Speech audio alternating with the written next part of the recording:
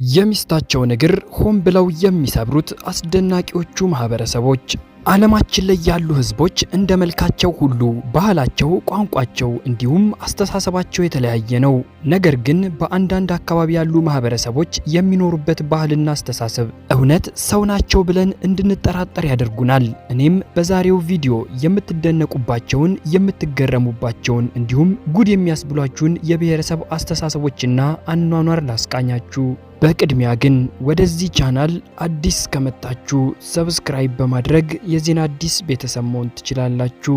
ቪዲዮን ቀለል አድርጋችሁ ላይክ በማድረግ ጀምሩት። አንደኛ ብሮክን ሌግ ቪሌጅ። ይህ ነገር በዚህ በ21ኛው ክፍለ ዘመን እየተደረገ ነው ብሎ ለማሰብ የሚከብድ ነው። በሀገረ ቪየትናም ገጠራማ ስፍራ ውስጥ አንድ ትንሽ መንደር አለች። ታዲያ ወደዚች መንደር ስትገቡ ሴቶቹ በሙሉ እግራቸው ሽባ የሆነና እየተንፏቀቁ የሚንቀሳቀሱ ናቸው። ታዲያ እነዚህ ሴቶች እግራቸው በህመም አሊያም በተፈጥሮ እንደዚህ አልሆነም። የሴቶቹ እግር ሆን ተብሎ በባሎቻቸው ተሰብሮ ሽባ እንዲሆን የተደረገ ነው። በዚህ መንደር ውስጥ ያሉ ሴቶች የሚዳሩት ያለ ፍላጎታቸው በቤተሰቦቻቸው አስገዳጅነት በእንስሳ ተለውጠው ነው። አንዳንዶቹ ባሳማ፣ የተቀሩት ደግሞ በበሬና በበግ በባሎቻቸው የተገዙ ናቸው። በዚህም ሴቶቹ ደስተኛ ባለመሆናቸው ከመንደሩ ለመጥፋት ይሞክሩ ነበር። ነገር ግን የመንደሩ ወንዶች ተስማምተው ሴቶቹ እንዳያመልጡ እግራቸውን በመስበር ሽባ ለማድረግ ውሳኔን አሳለፉ። ከዛች ቀን በኋላ በዚች መንደር ውስጥ አንድ ሴት ስትገባ ባሏ ያለምንም ማደንዘዣ የሚስቱን ሁለት እግሮች ይሰብራል። ሕክምናን በመከልከልም በድጋሜ በእግሮቿ እንዳትራመድ ያደርጋታል።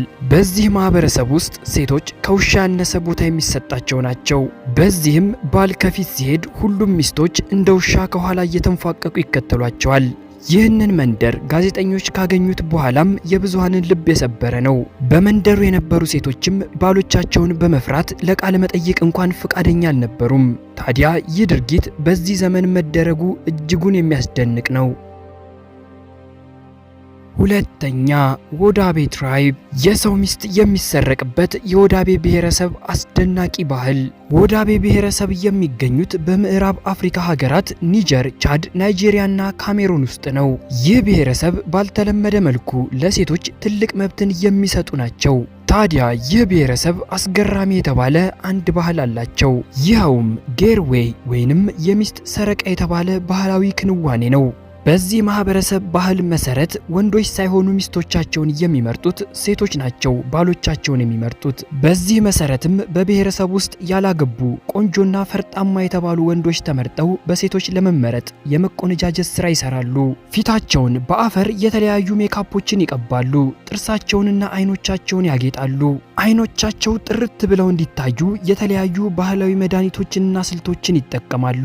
ልጆቹን የልደት ቀን የማይረሳና በኩዮቻቸው ሁሌ የሚወራለት ማድረግ ይፈልጋሉ።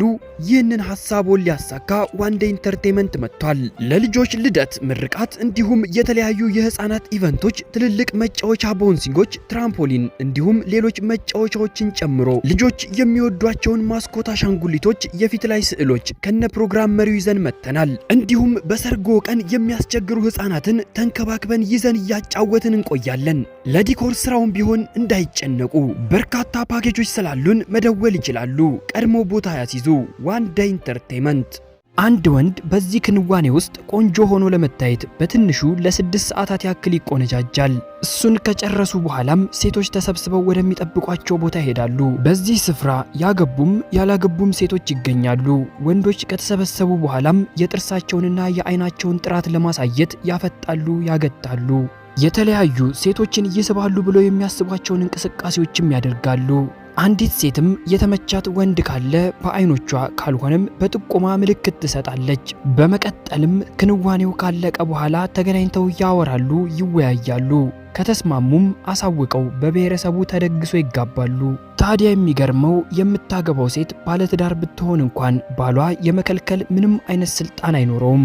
አንዳንድ ባሎችም ይህንኑ በመፍራት ሚስቶቻቸው የባል መረጣ ላይ እንዳይገኙ ይከለክላሉ። ቢሆንም በርካቶቹ ሴቶች በድብቅ ወደ ቦታው ይሄዳሉ። ባልና ልጆች ቢኖሯትም ልቧን ያሸነፈው ወንድን ካገኘች የማግባት ሙሉ መብት አላት። በብሔረሰቡ ባህል መሰረት ሴት ልጅ ስታረግዝ ወደ እናቷ ቤት እንድትመለስ ትደረጋለች። ልጇን ከወለደች ከ4 ዓመታት በኋላ ነው ወደ ባሏ ጋር የምትመለሰው። ይህም አስገራሚና የማይታመን ባህል ያደርገዋል።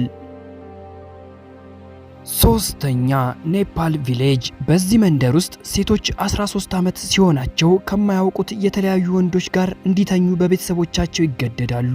ይህ የሚሆነው በሴቷ ቤተሰቦች በምትሰራ ትንሽ ቤት ውስጥ ነው። የመንደሩ ሴቶች በየቀኑ በዚህች ትንሽ ቤት ውስጥ እንዲያድሩ ይገደዳሉ። ቀን በቀንም የተለያዩ ወንዶች ወደ እነሱ በመምጣት ያለማንም ፈቃድ አብረዋቸው ያድራሉ። ይህም ነገር ሴቷ እስክታረግዝ ይደጋገማል። ይህ ልብ ወለድ የሚመስል አኗኗር በገጠራማው የኔፓል ክፍል የሚተገበር እውነተኛ ታሪክ ነው። በዚህ አካባቢ የሚኖሩ ሰዎች ባለመሰልጠናቸውና በአካባቢው ያሉ ሴቶች ቁጥር ከወንዶቹ በእጅጉ በመብለጡ ብዙዎቹ ሴቶች የማግባት እድል አይኖራቸውም። ዘራቸውን ለመተካትም ሁሉም ሴቶች 13 ዓመት ሲሞላቸው በእናታቸው ይህች ትንሽ ቤት ትሰራላቸዋለች። ሴቶቹም ከዛ እድሜ በኋላ በዚህች ትንሽ ቤት ውስጥ ያድራሉ። በመንደሩ ያሉ ወንዶችም መንገደኞችን ጨምሮ ወደዚች ትንሽ ቤት በመግባት ከፈለጓት ሴት ጋር አብረው ያድራሉ። ቤተሰቦቿ ሆኑ ልጅቷ ስለ ወንዶቹ ማንነት የሚያውቁት ነገር አይኖርም። በዚህ መልኩም ሴቶቹ ዘራቸውን ይተካሉ። በአካባቢው ወንዶች ቁጥራቸው ትንሽ በመሆኑ ማታ ማታ ጉልበት እንዳያጥራቸው ሁሉንም ስራ እርሻን ጨምሮ የሚሰሩት ሴቶቹ ናቸው። ወንዶቹ ሲጠጡና ሲበሉ ቀኑ ያልፋል። ማታም የፈለጓት ሴት ጋር ገብተው ሌሊቱን ያነጋሉ። በዚህች መንደር እንኳን ወጣት ወንዶች 50ና 60 ዓመት የሞላቸው አዛውንቶች ይህንን ኃላፊነት የመወጣት ግዴታ አለባቸው። በዚህም በርካቶቹ ወንዶች በእጅጉ ተማረዋል።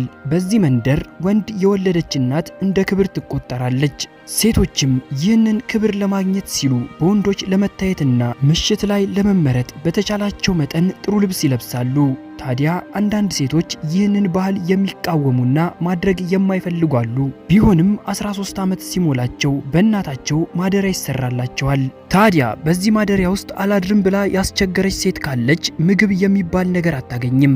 በግድ ተጎትታም እዛ ቤት ውስጥ እንድትገባ ትገደዳለች። ታዲያ ይህንን መቋቋም የሚያቅታቸው አንዳንድ ሴቶች ራሳቸውን ያጠፋሉ፣ ወይንም ደግሞ አብረዋቸው በሚያድሩ ወንዶች ሕይወታቸውን እንዲያጡ ይደረጋሉ። የሚገርመው በዚህ አይነት ሁኔታ ሕይወቷን ያጣች ሴት ካለች የትኛውም የቤተሰቡ አካል ለሷ አያዝንላትም። ይህ ሁሉ የሆነ እንኳን በዚህ አካባቢ ያሉ ሴቶች ለማህበረሰባቸው ዘር በመተካታቸው ብቻ ኩራት የሚሰማቸው ናቸው። አሁን ድረስም በዚህ አካባቢ ያሉ ሴቶች ቁጥር ከመጠን በላይ እየጨመረ በመምጣቱ የወንዶች ስራ እየከበደባቸው ሄዷል። በዚህም በቃለ መጠይቆች ላይ ወንዶች በምሬት ሲናገሩ ይሰማሉ። ምክንያቱም በአንድ ቀን ብቻ በትንሹ ከ3 ሴቶች ጋር ለመተኛት ይገደዳሉ። ይህም ሕይወታቸውን አክብዶባቸዋል። አራተኛ ቲቤት። በርካታ ባሎችን እንዲያገቡ የሚፈቀድላቸው የቲቤት ማህበረሰብ ሴቶች። ቲቤት በሀገረ ሞንጎሊያ ውስጥ የሚኖሩ ማህበረሰቦች ናቸው። እነዚህ ማህበረሰቦች በተራራማው የሞንጎሊያ ክፍል የሚኖሩ ሲሆን አብዛኛው የዚህ ማህበረሰብ የሚኖሩበት አካባቢ ለመኖር የማይሆንና ለብቻው የተተወ ነው። በዚህ የተነሳም የቲቤት ማህበረሰቦች ብዙ ልጆችን መውለድ አይፈልጉም።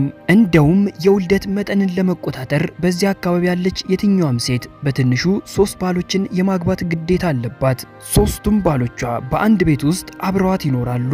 በዚህ አካባቢ አንድ ቤት ውስጥ 3 እና ከዛ በላይ ወንድማማቾች ካሉ ሁሉም የሚፈቀድላቸው አንዲት ሴትን ብቻ ማግባት ነው። አንዲት ሴት ትንሽ ቆንጆ ከሆነች ደግሞ እስከ 7 ባል ድረስ እንድታገባ ይፈቀድላታል። በዚህ ሁኔታ ውስጥ የሚወለድ ልጅ የኔ ነው የሱ ነው ማለት የለም። 7ቱም ባሎች እኩል ያሳድጋሉ። የቤቱ ራስና የቤተሰቡን ኢኮኖሚ የምትቆጣጠረው ሴቷ ስትሆን ባሎች ደግሞ የታዘዙትን ስራ ብቻ ይሰራሉ። የቲቤታን ሴቶች በባሎቻቸው ደስ ሲሰኙ ጥሩ ምግብን እንዲበሉ ይፈቅዱላቸዋል። ከዛ ውጭ ግን የተሻለ ነገር የምትበላው ሚስት ብቻ ናት። አሁን ይህ ባህል ወንዶቹ በመቃወማቸውና ስልጣኔ እየገባ በመሄዱ እየቀረ መጥቷል። ቢሆንም በገጠራማው ክፍል አሁን ድረስ የሚተገበርና ለአብዛኛው ማህበረሰብ ባዕድ የሆነ ባህል ነው። አምስተኛ አርምለስ ቪሌጅ። ለማግባት እጃቸውን የሚቆርጡት ድንቅ ማህበረሰቦች። ይህ ማህበረሰብ ዱዋምቢ በመባል ይታወቃል። ታዲያ ዱዋምቢዎች አንድ አስደናቂ ባህል አላቸው። ይኸውም ወንዶች ለማግባት ጥሎሽ የሚሰጡት እጃቸውን ቆርጠው ነው። በዚህ ማህበረሰብ እጅ ቆርጦ መስጠት ለሚስት ያለን ፍቅር ያሳያል። እንዲሁም ሚስት ባሏን ተንከባክባ ለመኖር ምን ያክል ፍቃደኛ እንደሆነች የሚያሳይ ነው። ባል ሁለቱንም እጆቹን ቆርጦ ከሰጠ ጋብቻው ይበልጥ ይሰምራል። ከአንድ የወንዱ የእጁ ክፍል ላይ ምን ያክል መቆረጥ እንዳለበት የምትወስነውም ሴቷ ናት። ጣቶቹ ብቻ ካልሆነም ሙሉ እጁ ይቆረጥ ብላ የመወሰን ሙሉ መብት አላት። ይህንን የሚያደርጉ ወንዶችም ከቤተሰቦቻቸው ጭምር ከፍተኛ ድጋፍ አላቸው። በዚህ ማህበረሰብ አንድ ወንድ እጁን ለመቁረጥ ፍቃደኛ ካልሆነ ሚስት የማግባት እድሉ ዜሮ ነው። እንዲሁም በአካባቢው በሚኖሩ ሌሎች ወንዶች ይሰደባል፣ ሙድ ይያዝበታል። ታዲያ ወንዶቹ እጃቸውን ቢያጡም አብዛኛውን ከባድ ስራ የሚሰሩት እነሱ ናቸው። ይህም በእጅጉ አስገራሚ ያደርገዋል። ውድ የዜና አዲስ ተከታታዮች ለዛሬው ያስኩላችሁ ቪዲዮ በዚሁ ተጠናቀቀ። በቀጣይ በአዲስ ቪዲዮ እስክንገናኝ ድረስ ሰላም ሁኑልኝ። ዜና አዲስ ሁሌም አዲስ